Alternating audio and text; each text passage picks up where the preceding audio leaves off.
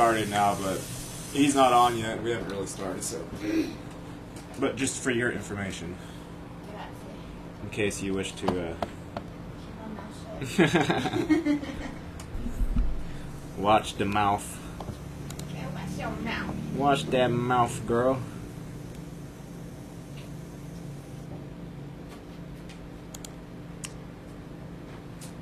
Do we have watch that mouth, girl.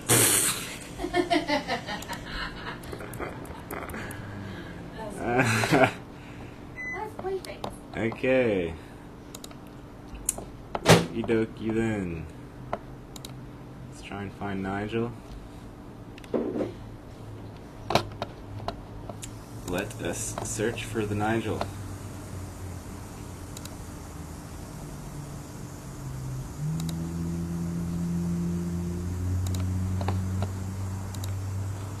Yeah, that's the wrong spot, Nigel. You're supposed to be on this side.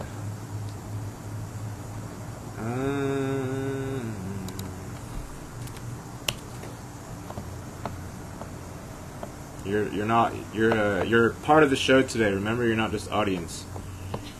Okay, let's see. Let us see.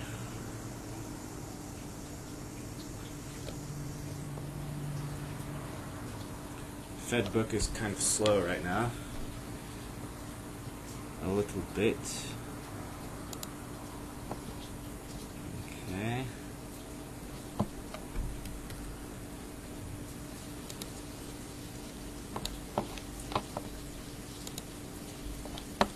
Right.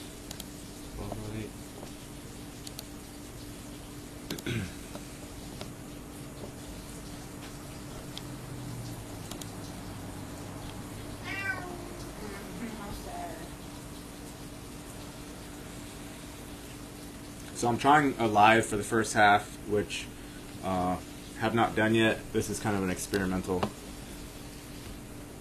thing. So if people don't like it, then we maybe won't do it again. And if people do like it, maybe we will do it again. And if people don't like it, maybe we don't give a shit and we'll do it anyway. So we shall see. Nigel is here. What? Sorry, I was dodging in between, because I listen. Yeah, you're like, that's like, it's like masturbation, I think.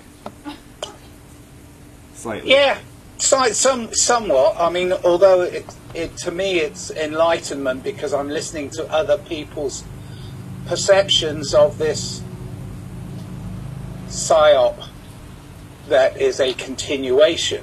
I mean, so when I listen to Emily or when I listen to Candace or I listen to last week the lady you had on last week, Penny. It's like Penny. Yeah, I'm like it.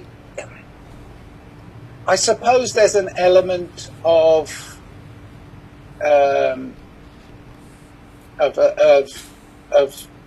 getting reinforced. Some sort of a reinforced idea of what I've already perceived. So, in a way, it is like masturbation. You're right. It's like, oh yeah, I see that. Oh yeah, I see that.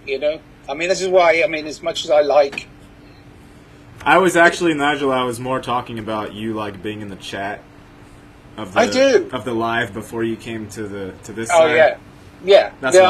I get your point. It's just there's this also this backslapping thing that we have. It's like, oh, well done, and we need that positive reinforcement, and that's what tribe is. That's when you grow from being like marginalized lunatics on the outside, which is why some of the best joking memes I've seen recently are, I need new conspiracy theories because all my other ones came true. It's like, so we do have to keep digging, and that's what I like about your show is you're a constant gardener. That's what we have to be, constant gardeners, because every false flag, inflatable, whatever we see on the other screen and all that stuff, you got to know that that's just a repetition of their program that you're watching, but at the same time, you've got to run your own program or deprogram yourself so as you can reprogram yourself. Does that make sense? Yeah. It's a lot to juggle. I know, but there are ways of juggling it. And I'm doing it by exploring every part of it that I can. And yet, you know, somebody else I've talked to recently who I thought was, you know, wearing a mask to the store and and I got talking to them, and I just opened up a little bit because they were being nice and kind to me. They went, "Oh yeah, I mean, I know all that." So it's like I'm more vociferous about what I discover, but there are a lot of people that are just quietly going along with their lives, keeping their head down. And maybe it's because they don't want to draw a target on themselves. And who does? You know, if it is a war game, who wants to put a target on yourself? I mean, I don't want to put a target on myself, and if I was going to put a target on myself, it wouldn't be where they want me to put it. Well, pretty sure we all have targets by now. If you haven't been taken, then your presence is known. You've been attacked. I mean, you've been attacked. I've been attacked. I know we have. But the point being is, we're still going to say, okay, laugh at you. I'm going to laugh at you. I'm going to stand aside. I'm going to expose the things that I find, and just be a constant gardener. You know, you have to a constant update. Like playing those, you know, I know you're a chess buff, so it's like playing those multi-level chess games, you know. 3D chess game?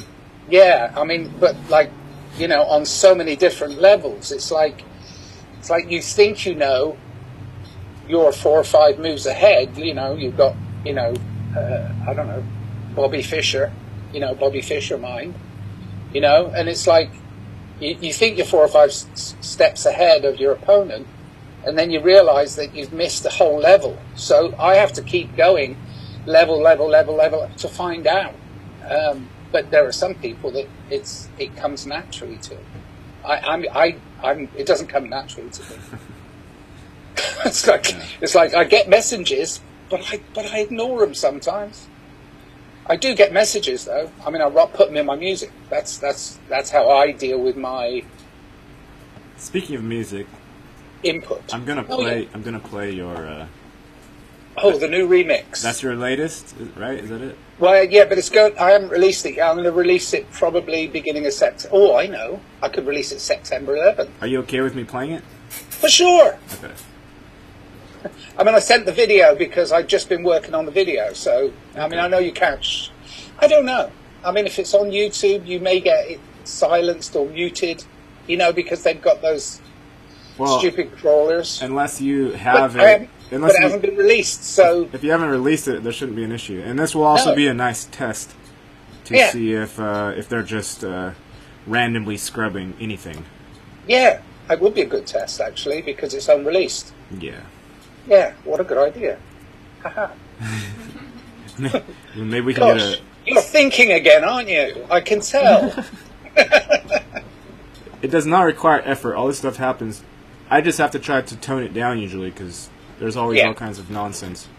Yeah, okay. Well, yeah. This is Love Wins by Nigel. You had Andrea dancing when I first played it, so I think that's a good sign. Yeah. Right? It is.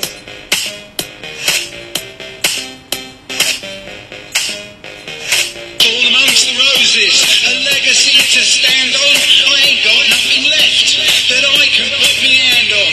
A thorn amongst the roses, a rose to shed that crown. Thorns are in my headspace, there's blood upon my gown. I'm giving in, I'm giving out. You must be deaf. I got a triangle in there, must be Illuminati. I'm giving up, I'm giving way. Nothing left to do but pray. All amongst the roses, a legacy to stand on. I ain't got nothing left that I can put my hand on.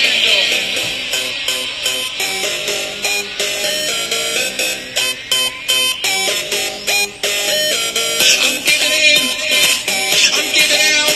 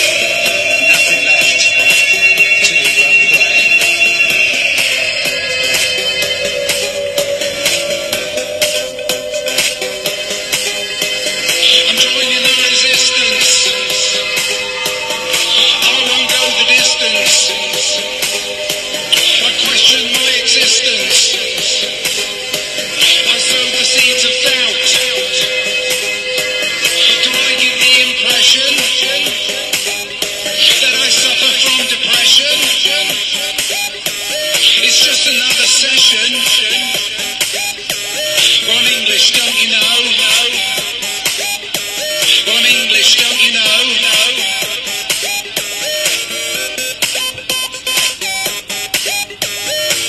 I'm giving in. I'm giving out. You must be deaf. I've got to shout. I'm giving up. I'm giving away.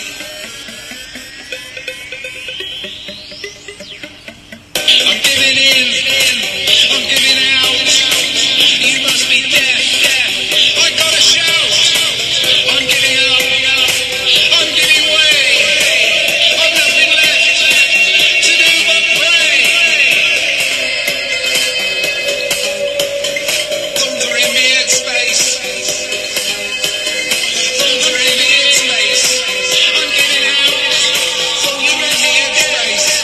I gotta shout. Thunder in me at space. I'm giving way. Thunder in me at space. To do but pray. Thunder in me at space. Thunder in me at space. Thunder in me at space. There's the mothership. It's coming to get us. Yeah. Right? Well, I mean, you're watching the video, so you're getting the messages that go along with the video. The song is called Thorns, and this is the Love Wins mix. And the reason it's called the Love Wins mix is because I'm taking a lot of imagery and intimated through the messaging and the dancing, the danceability of the song, that ultimately love wins. And it doesn't matter where we go, what side we're on, how much we're taking in, how much we're taking out, all the stuff that we're doing, the studying, the 5D chess, all of this stuff, we have to know. Like, of all the things we don't know, and there's many of them, the no-no is to understand that love wins. And so that's why I did this mix, or got this mix done by a friend of mine in England, because this was a song on an album from 4 years ago that I sent to him thinking, oh, well, you know, maybe he'll do a remix. And it came back and I was like, wow, you know, it was so good. It's really good, yeah. Yeah, I like it. I mean, and, you know, if I wasn't doing something I loved, then I'd have to be checking my pulse right now. Because I've been telling people to do what they love for as long as I can remember. And if I wasn't doing it, then I'd be as much a hypocrite as some of the wonderful leaders we have in this world that are leading us down alleyways to try and eradicate us in their own way. You know, I mean, if they're not going to silence us, they're going to completely silence us. You know, and that's not going to happen because love wins. The darkness is around us, but it's like, no, our job is to shine a light into the darkness. That's it. That's our job. Yeah, it's Okay, end of interview. That's it. I'm going. No, Yeah, it's interesting thing to consider. I tend to go with Alan's breakdown as far as dark versus light, and he always said you need a little bit of You got to have both. You got to have you need both. a little bit of darkness, otherwise it's boring, right? Absolutely. The dark can't overpower the good side. Otherwise, Right. you're just living in a satanic hell realm, which we may well be, but overall, We may well be. generally speaking, yeah. Yeah, I mean, I listened to Alan Watts, read the books, and I haven't finished it yet, but I've just got his autobiography, which I think it's called In My Own Way. I'm not sure. That's Yeah, it's In My Own Way. It's Alan Watts. It's his autobiography. I don't read biographies, but usually because they're another person's perception of the person, you know. So it's like even if they're ghost writing for somebody who's not eloquent, it still isn't an autobiography. So I like autobiographies, but this is an autobiography. So Alan Watts, and it's called And this is the funny part of it. This is the best part, the title. In my own way. In my own way and in my own way. Mm-hmm. You know, I mean, he knew and he knew. But, you know, the reason I called our last album A Few Our Souls is similar. A few our souls. It's a play on words, but it's also the dichotomy. You know, we have to have some excitement in our lives that is challenging. And if without a challenge, then we are the robots. We are the meat suits. You know, we're just blobs. So the challenge is right now ramped up to the point where the dark is trying to envelop the light, and our job is to just, you know, make sure that this time they leave no remnants. You know, I mean, try really hard to make this a better transition by putting the darkness where it needs to be, instead of it being dominant in society. Which, you know, I mean, you can look at the written history, you can look at the pre-written history, you can go deep into the history of the history. But the only way I've ever really truly believed historical documents is when it's first-hand, much like an autobiography. I read all the letters from Germans and English and Australian and New Zealand. You know, the First World War letters. There's a book that it's mostly compiled of letters from the front, and it's both German, you know, both the German army and the British army, but you know, all their. So it's letters back from the front, and so back from the front. Oh, everything's upside down, back to front. See, I can't help it. The words, it spelling. You know, it just be strong, be wrong. You know, I just get this messaging. You know, whatever. So, what hasn't been a sign? That was something I don't know. I think I must have been texting you. What hasn't been a psyop? What isn't a psyop these days? What is not a psyop? Not much on the big screens. No, but your intuition is not a psyop. Your intuition that there is a psyop is real, but what they're feeding us, and probably even parts of this, because I'm just a big mouth, right? So even parts of this are still a psychological operation. Psychological operation is how we interact. We use words that are spelling, which is, you know, a spell that we're casting. Right. You know, so we're part of a psyop. The thing is, we come from an intention of kindness. We come from an intention of making a better world, not a worse one. So our true intention is to advance humankind.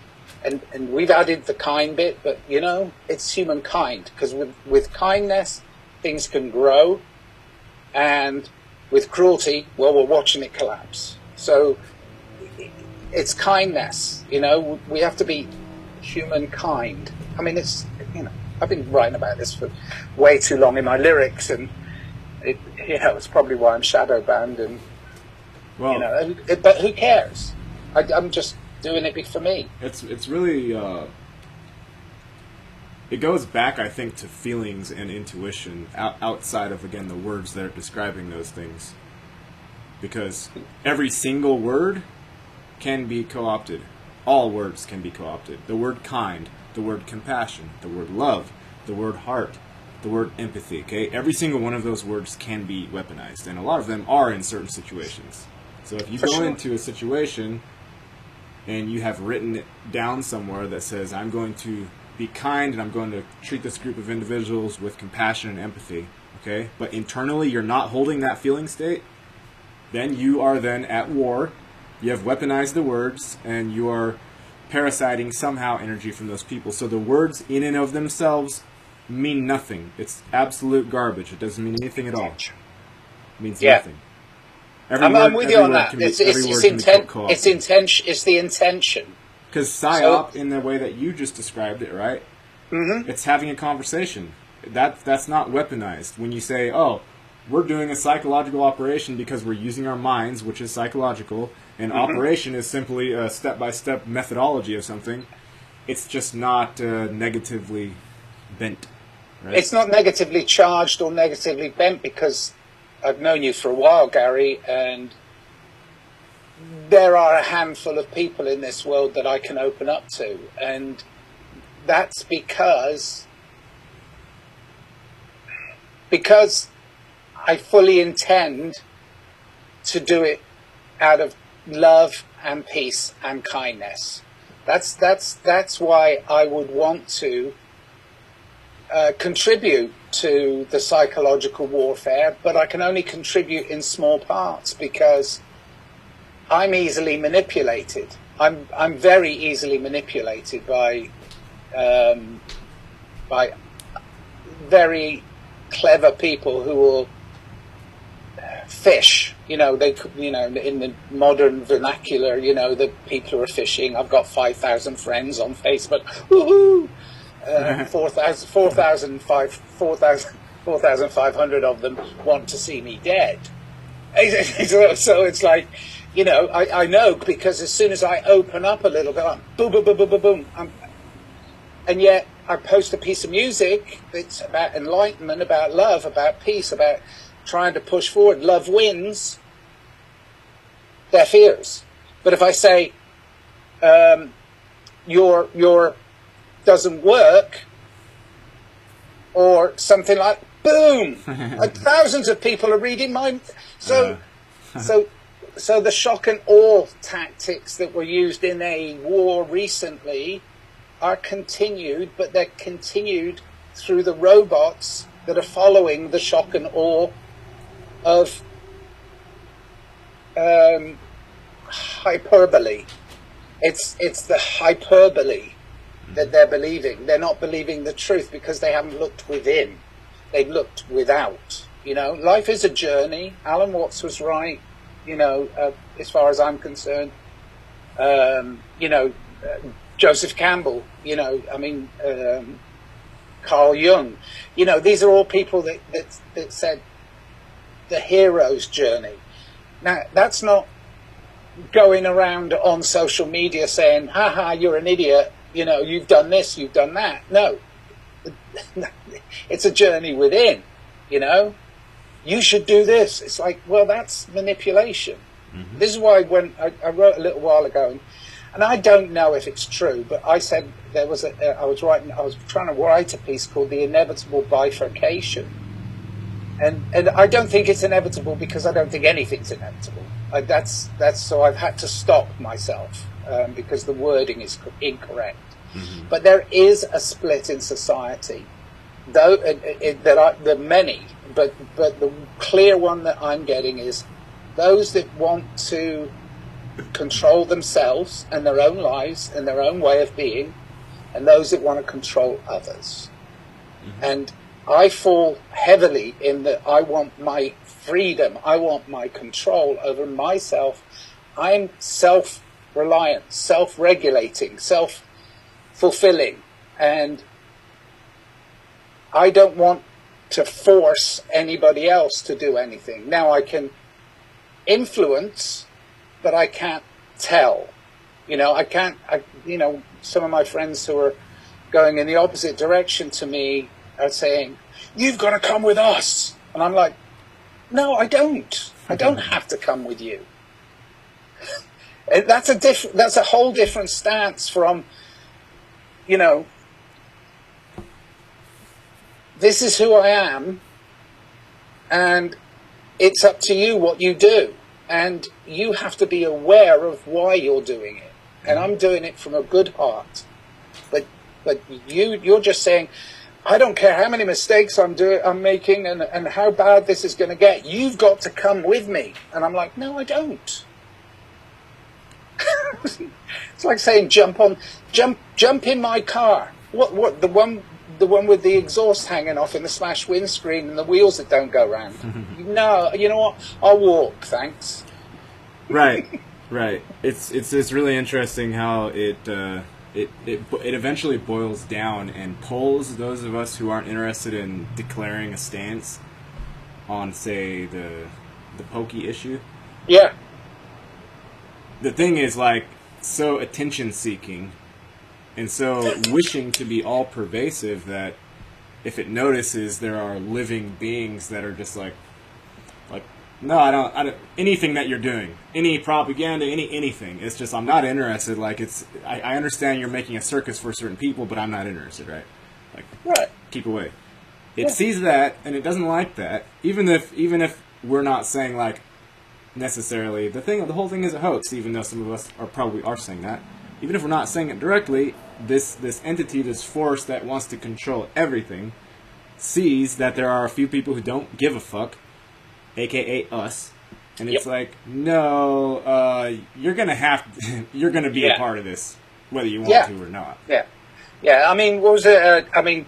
See, I think that some of the people I talk to on a moderately regular basis, they found a savior in a politician, of all people, but they found a savior, and once that savior went away, then their heads dropped, and I was like, then obviously that wasn't your savior. If you see what I mean, it's like, yes, we are all aware of the greater good, the consciousness, call it God, call it what you want, but if you're going to put your faith in another human being as your savior, then you're in a position where that human being can be manipulated as well as you can. So they can be manipulated too because they're human. And so, when you look very deeply at it, it's like it's a flawed cause, because they're telling you, they might be saying things that you agree with, but that doesn't mean you have to join their army. That's, right. This is how they recruit. And then once recruited, and that leader goes, oh, I'm at war with the new leader. And it's like, wait a minute, you weren't at war before. You were at peace. What's that?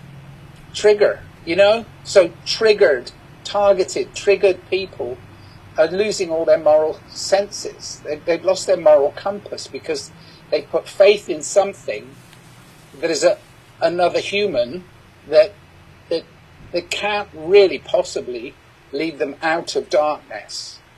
It can't possibly happen.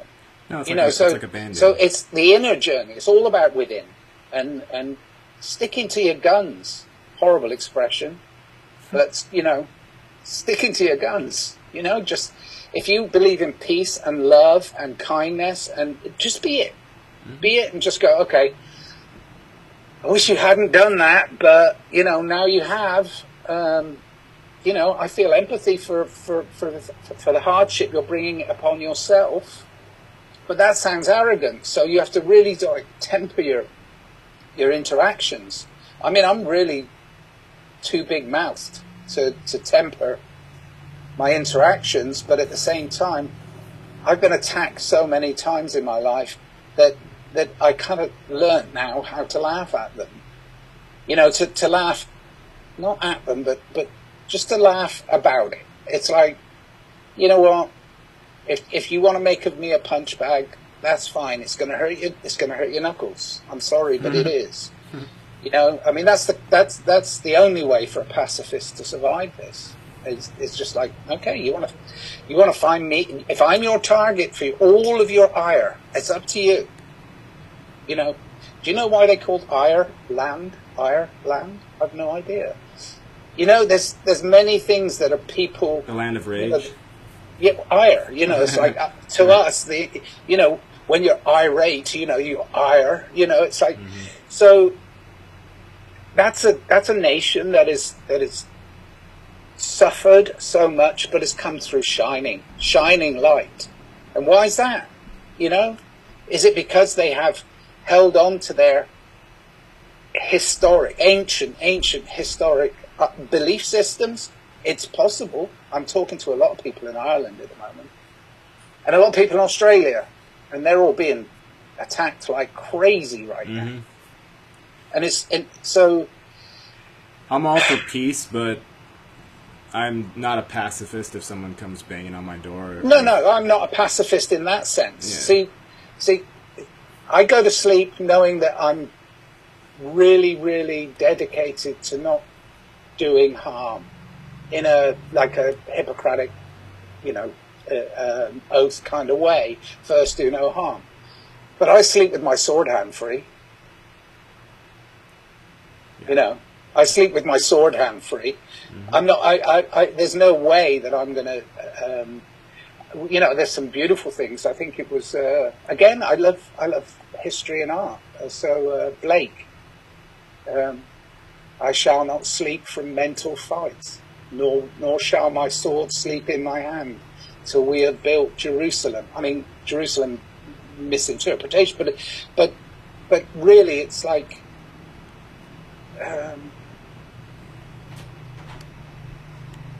You can have a battle without doing damage to the good, and you can have that battle. That's fine. But you have to be aware of what armor you're wearing and whose armor you're wearing and what sword you're wielding. I mean, it's all there in Star Wars or any of the other, good versus evil. Allegorical stories. It's also, if you read the stories, and they're good stories, and you have a fairly clearly defined good side and bad side, okay? That's usually fairly clearly defined. Not always. Yeah. But in every single story, there is somebody who's talking with the other side, and, a little bit of back and forth is going on, and then all of a sudden the lines are not clear anymore, and you don't know if you're the warrior, if you're fighting for the good guy, or if you're fighting for the bad guy. And that's how it always comes down. It's not ever... you can know the feeling, like I have this feeling of purity, you can know that feeling for certain, but you don't know necessarily if the guy across the way who's pledging that he's your teammate, you don't know if he actually is your teammate. And then if you help him, and then he ends up backstabbing somebody else, then you are, by virtue of association, helping the enemy. So you never know if you're actually fully being 100% truth, fighting for truth or fighting for positivity or peace. You never know if that's actually happening. You know that you aim and strive for that, for the feeling, but you don't ever know for 100% sure. It's the feeling. I mean, it really is the feeling. I mean, it's intuitive. Again, we're back to that thing. I mean, we've been. What's one of the biggest lies that we've been told is when we're convinced that it's human nature, fight or flight, and it's like, wait a minute, if the only option is fight or flight, there's got to be between the poles of those two options are a myriad of choices. I mean, multiverse, multi-dimensional, there's a myriad. There's a plethora. I love that word, plethora, of choices between fight and flight. Mm-hmm. You can be very, very clever and not actually get into the physical fight, and you can be very, very clever and not escape the reality that you're in. So there's a myriad of choices, and right. the best thing is and we'll go back to Zen, the middle way, where you intuitively choose the middle path between these two factions, and then you help blur the lines between the good and bad, so the bad doesn't get in. The bad is blurring the lines, so clearly blurring the lines with their fakery at the moment that it's laughable. But we have to do it through kindness, through love, through peace, so we have to blur the lines of that darkness creeping in and the light, righting itself. It's almost like, which way are we going to go? Port or starboard? Port or starboard? Well, we're not. We're going to stay on the sea. So we're going to do this, and it's fine. But once we start, going leeward. Oh my God. You know, it's like we have to right the boat. And if we right the boat, we can stay in the flow. And it's, you know, horrible allegories. I'm crap at that. But somebody who was Alan Watts. He was brilliant at it, talking about the flow, talking about the stones in the flow, and, you know, clinging to the bank or not clinging to the bank, you know, clinging to the wrong bank. No, it is a Zen powerful thing. But again, it's trust. Like you've said, in this flow, you're with millions of others in this flow, and you turn to your neighbour and you go, "Oh, look, he's holding out his hand to help me," and then he pushes your head under. Mm-hmm. So you have to be intuitively aware whose intentions are good, and like I said, it's a handful of people for me, because my human frailty is women. I'll quite freely admit that I am very attracted to beautiful women who throw themselves at me. I am. I'm very attracted to that. And they come to me and they go, "Oh, you're so peaceful and you're so kind and you're so loving and you talk about love all the time and it's so brilliant." And then they get inside of me and then they go manipulate. And before very long they're trying to they are sending pictures of me naked around friends on the internet. And I'm like, that's the worst you've got? Really? That's it? That's your weapon? Well, you want to see me naked? I'm not bothered. So it's really hard, because there are many people who are outright narcissists in this world. I'm not saying she was or they were, but well, yeah, because I'm attracted to powerful women. And who are the most powerful people in the world right now? Sociopaths and narcissists. So when a sociopathic tendency or a narcissistic tendency woman stands in her own right, I'm like, "Ooh, look at her, she's up for it." It's like, and I'm fooling myself that I can play with that. Well, I can't play with that. That's dark, because I know I'm going to be manipulated. But, you know, I'm a human being. I've got the irreducible rascality that Alan Watts talked about. I think below the waist sometimes. I mean, I'm a man. Look at that, 65-year-old. Look at the guns on that one. Yeah. You do pull-ups or you do chin-ups? I'm weak as a fucking kid. It just looks good. I see some biceps. They're hiding under. Yeah, but well, look, this is a good one I used to do to my kids. Look at that. Yeah, right. Look at that. Oops! Whoa! Look at that.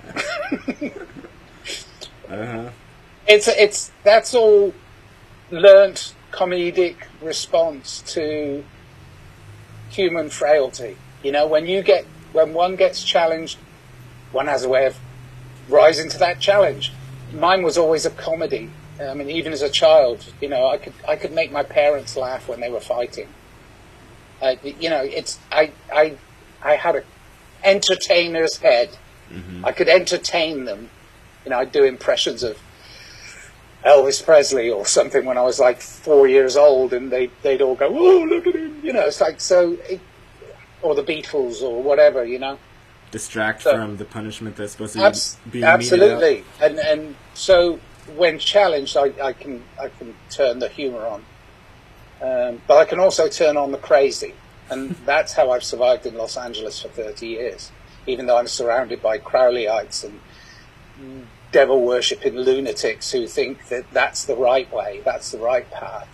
I've been surrounded by those. I mean, you know, I had a friend come up and visit me recently, and we were, you know, doors away from portals or doors or whatever. We're inches away from the horrendous group called Scientology, which was the founder, L. Ron Hubbard, and, you know, I'll get attacked for this for sure, but the founder, L. Ron Hubbard, met with Aleister Crowley, and Aleister Crowley, outspoken Satanist. And so the fact that the business I went into the entertainment business, but 30 years in the film business too. The fact that it's peppered with these Satan worshippers it's the easy access. Sell your soul. I mean, it's the easy access. Give up your right to your own free will, and we'll give you millions and millions of dollars and adoring fans. Lowest hanging carrot. I mean, so yes. Battlefield Earth was actually pretty good. I read at least half of it. Yes, and the movie was kind of. I mean, there was some pretty funny CGI moments. Computer generated imagery, but of course, John Travolta took the role. I didn't watch the movie. A devotee of Hubbard. I mean, these are people that all worship Satan, but they don't even know what that means. They're not even really. I mean, oh no, we don't believe in that. We believe we're reincarnated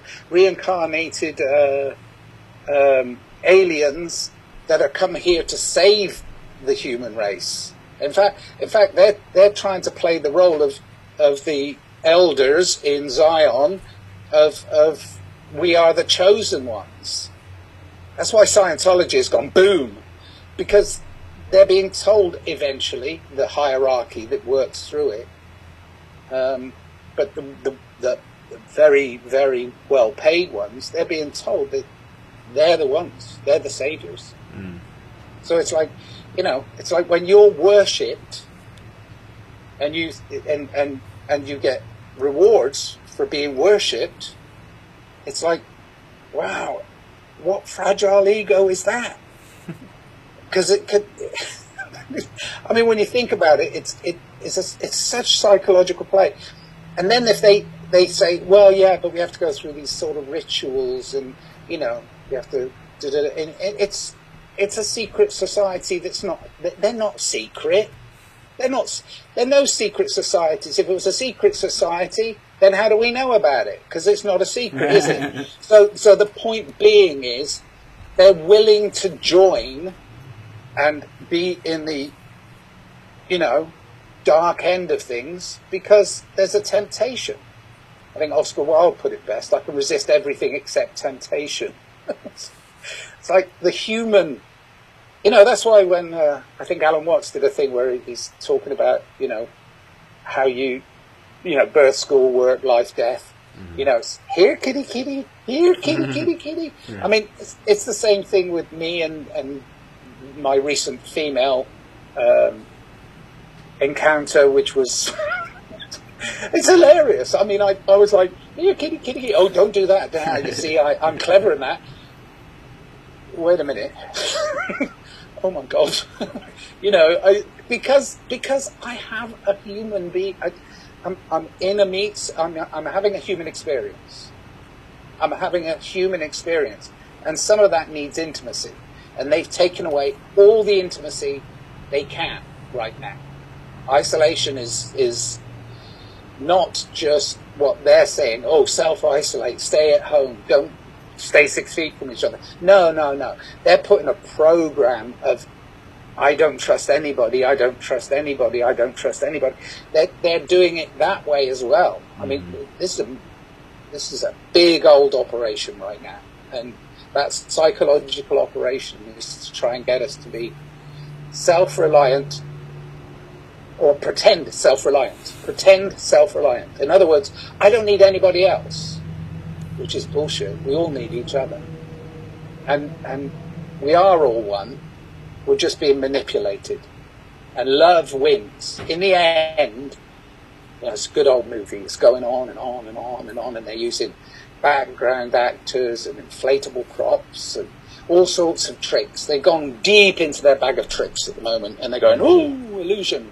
But the point is, it's a long-ass movie, and we've got to know that when the curtain comes down, love wins. And so that's what we got to know. And if we know that, then intuitively we should be able to stay away from the demons and keep ourselves in the light. And then by doing that, shine the light back on the demons, so as we can put the balance back.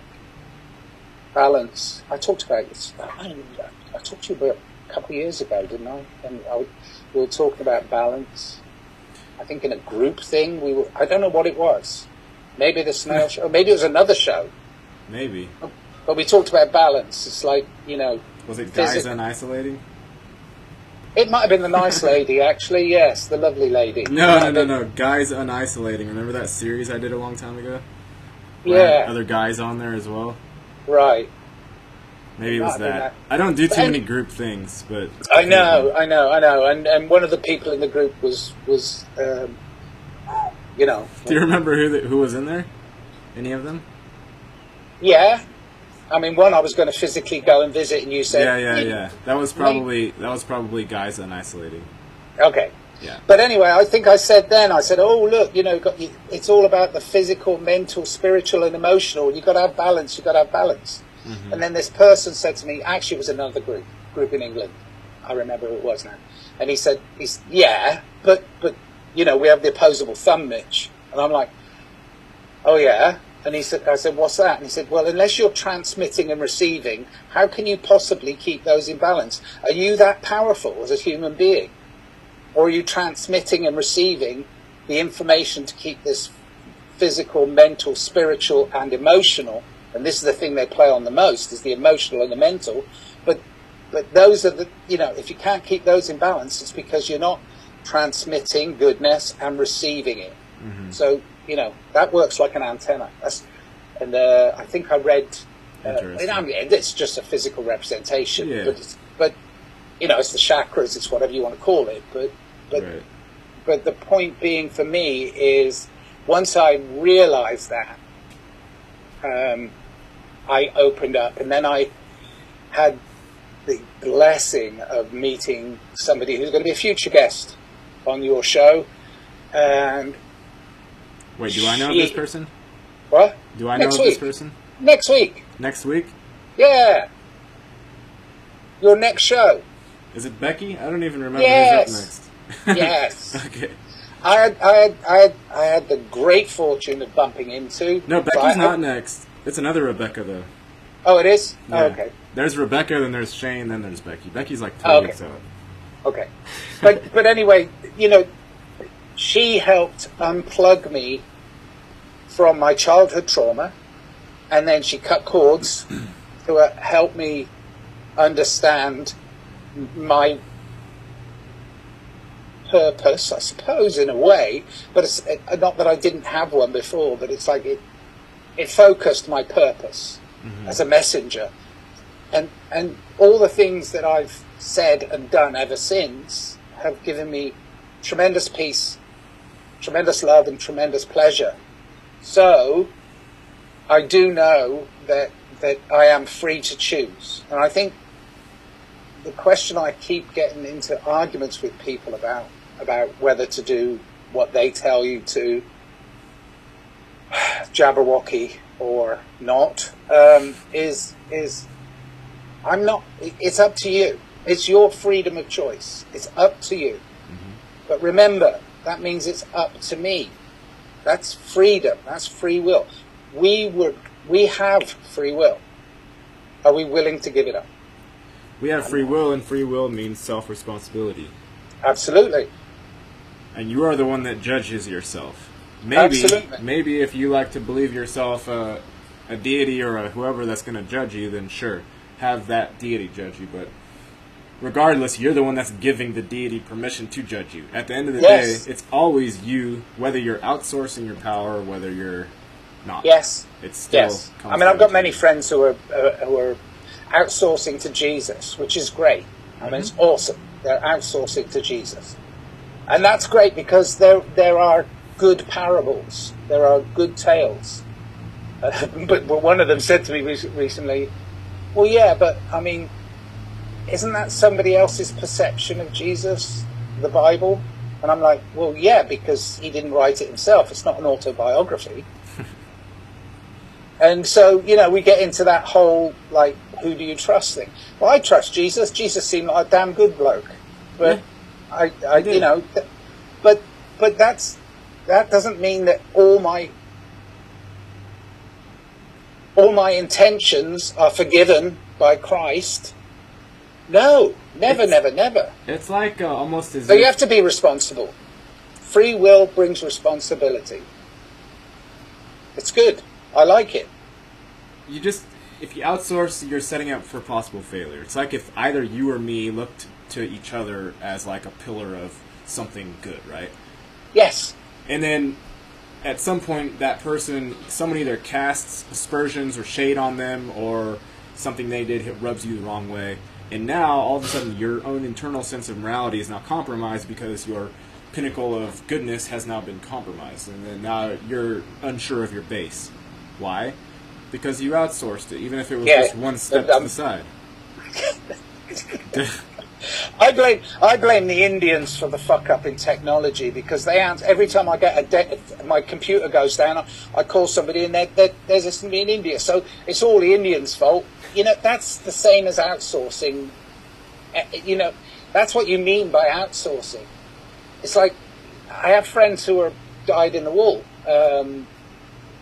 following one church's view of Christ, and they go to confession.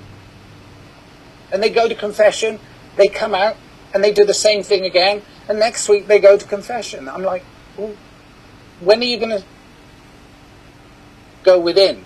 You know, when are you going to confess to yourself that you're sinful? Because you are sinful. You go to church and you say, we're all sinners. But you're sinning the same sin week in, week out, and going to a third party, a representative of Christ, to say it's okay. Right. We all do. Which gives you permission to keep on sinning. No, I'm just not into that.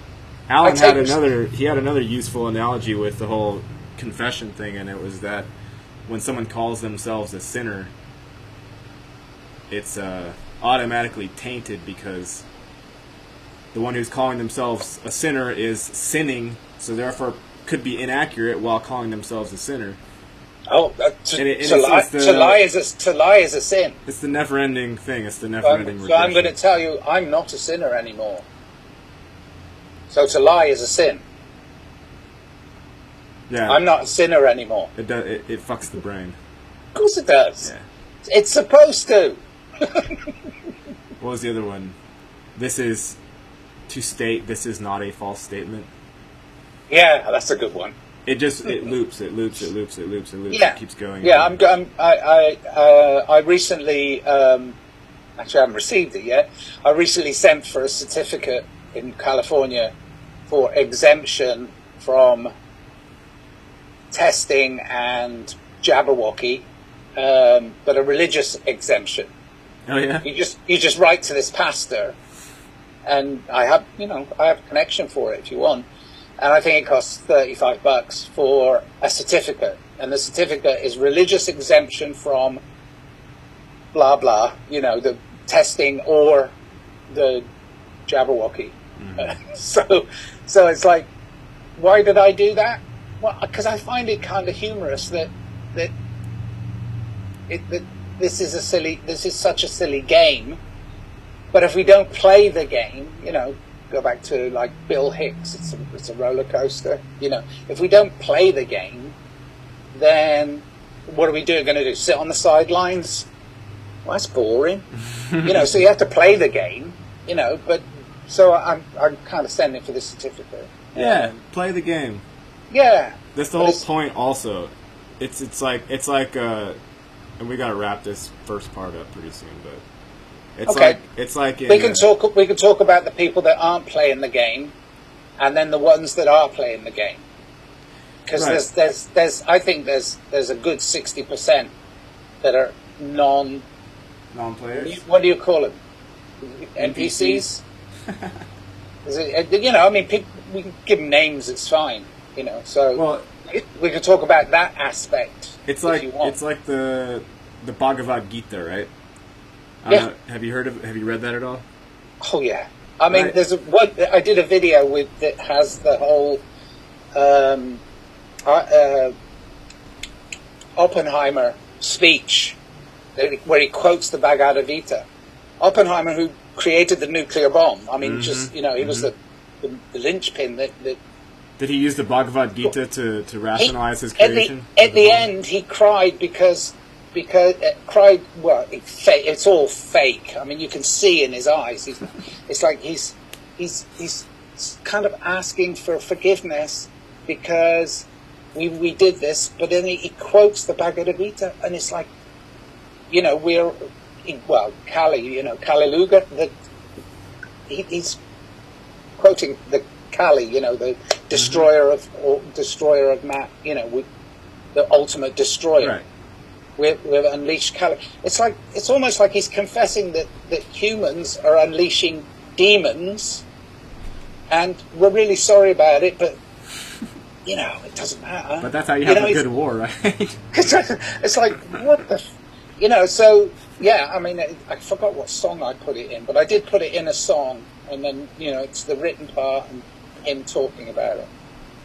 See, it's unescapable, Nigel. Hundreds of songs. It's unescapable. If you're not being 100% neutral, like residing in the 0 point, okay, if you stray at all, you're embracing both sides. You can't escape the duality while, I'm so loving and I love everybody. Okay, well, you need the evil to know that you're love in the first place. So if you're going to play one side, you're playing both sides to some extent. And what I see from the Bhagavad Gita is it's saying, stop pretending that you don't understand, like you're being enveloped in both sides. Like if you're going to be a warrior, just go get it. Go destroy somebody. Well, yeah, I mean, in the Vedas, it talks about the four, there's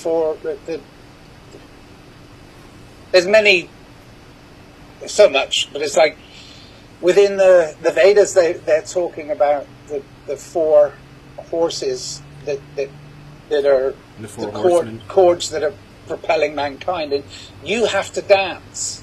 I think Alan Watts talks about Hinduism, and he talks about the Vedic scriptures, and it's like ultimately Indians believe that life is a dance, and if we don't dance, then like I just said, if you don't want to play, that's fine. That's be an NPC. Go over there. I want to play. And if I do play, I got to realize there's dark and light. And also realize, even though it's nice to think like love wins, I get that. Ultimately, if you're in duality, dark and light are there. Period. That's what provides the game board. Like somehow you get past it. Yeah, it's the ultimate. See, somehow you get past it, you're out of duality. You're off in what's the word?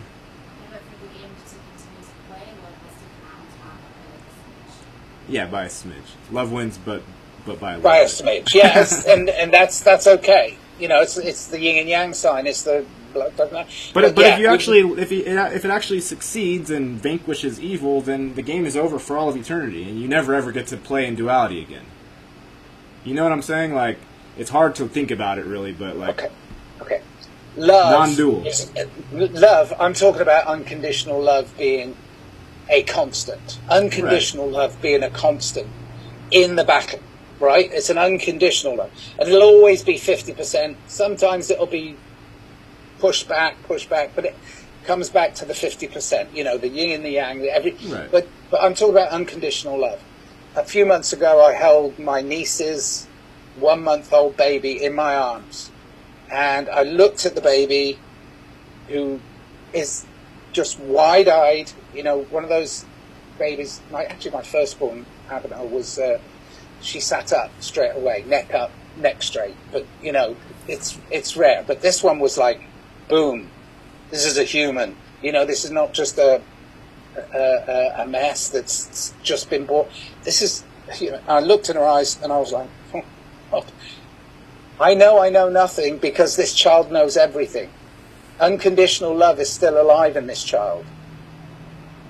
All our life, we're conditioned to forget that unconditional love. That's the conditioning. That's the warfare. That's the psyop. That's the dark side playing with the light side. That's all of this mess. That's all the dance. But the clarity in that 1-month-old's eyes as she looked at me just sat me on my ass and said, there it is. I know nothing. But unconditional love is still the predominant force in mankind. It's predominant, and it needs to be kept at a constant. We can't keep doing this push me, pull you. We have to try and keep a constant. So the light has to recognize the darkness, but it doesn't have to enter the darkness. It can be part of it, but it can't be all of it. So when I say love wins, we have to make sure that unconditional love, in other words, the conditioning that we receive, is not taken away from us, stripped away from us. Now, the conditioning goes through your mind, MK Ultra, mind control, and your heart. It doesn't go through just one part of you. It infiltrates. The darkness infiltrates. So you have to know that conditioning, or that controlling, and that's why I say we're in the battle is between people who want to control others and those who want to control themselves. That's why I'm saying I will always be on the control yourself part of that equation. But it's still an equation. There'll always be people who want to be the boss. But you know inside that you've been working your whole life for yourself. You're not really working for the boss. Sure, yes, boss. Yeah, I'll do that, boss.